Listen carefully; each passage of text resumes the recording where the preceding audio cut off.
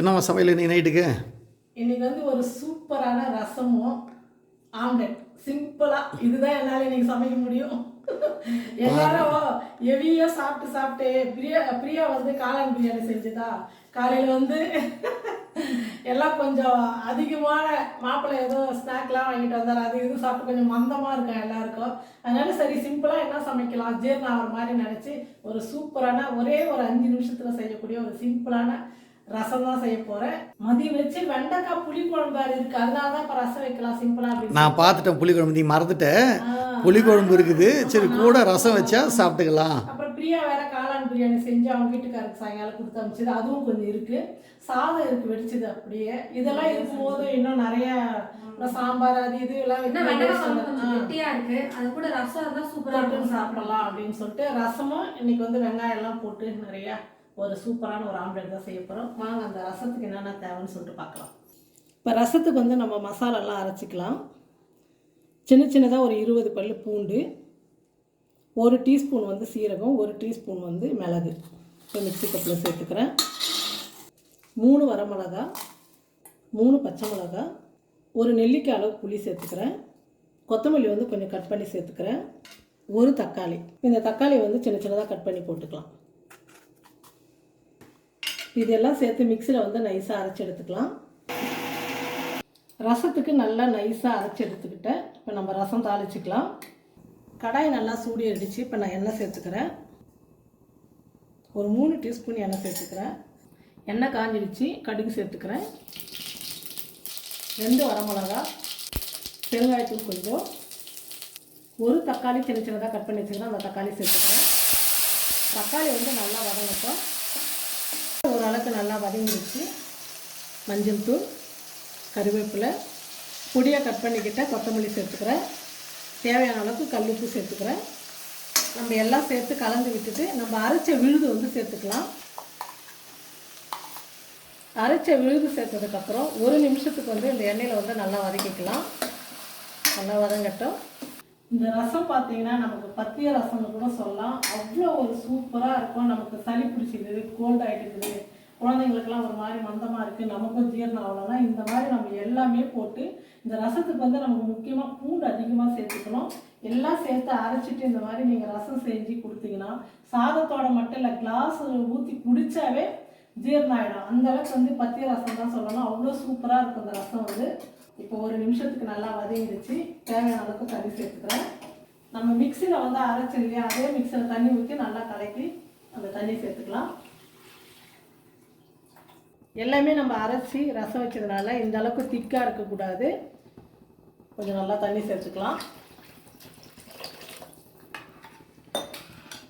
பாருங்கள், இந்த அளவுக்கு ஊற்றும் போது தெளிவாக இருக்கணும் ரசம். இது டம்ளர்லேயே ஊற்றிக்கணும். குடிக்க நிறைய ஹோட்டலில் வந்து இந்த மாதிரி கொடுப்பாங்க, வெல்கம் ட்ரிங்க்ஸ்ன்னு சொல்லிட்டு இந்த மாதிரி ரசம் தான் கொடுப்பாங்க அரைச்சிட்டு.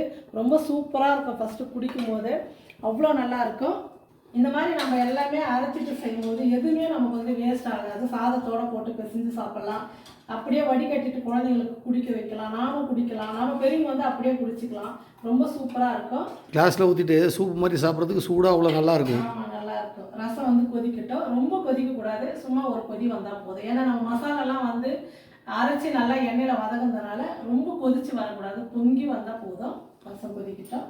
ரசம் வந்து கொதிக்க ஆரம்பிச்சிடுச்சு. இப்போ நம்ம ஸ்டவ் ஆஃப் பண்ணிடலாம்.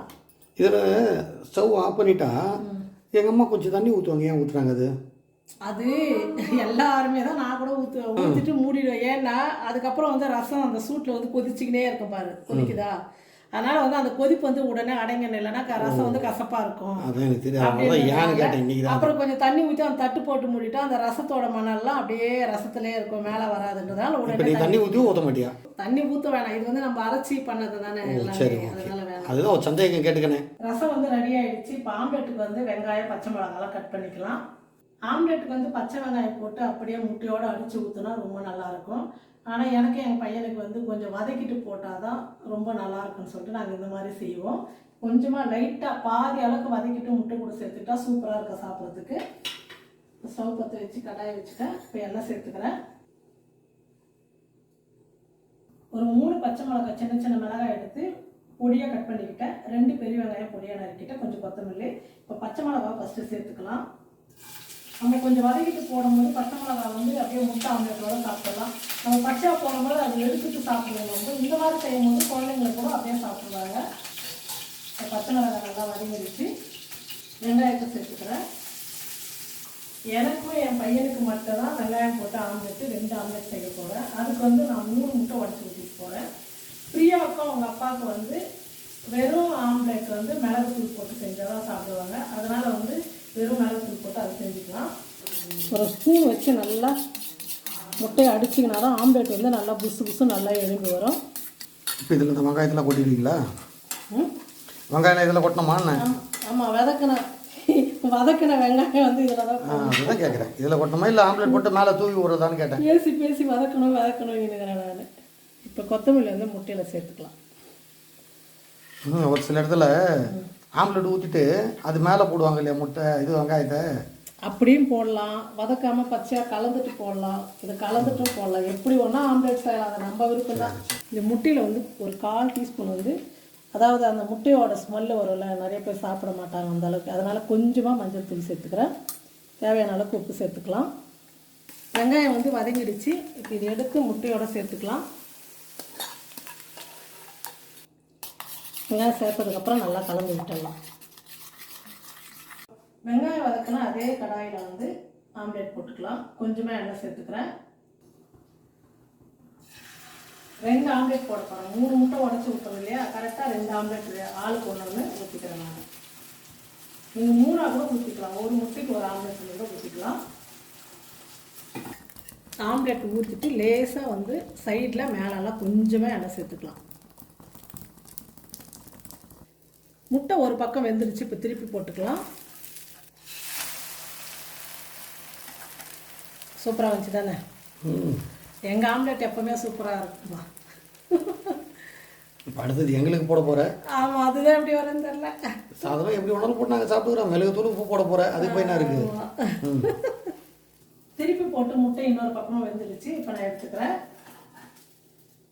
வெங்காயம் முட்டை ஆம்லெட் ரெடி ஆகிடுச்சு. பாருங்கள், சூப்பரான மிளகு ஆம்லெட்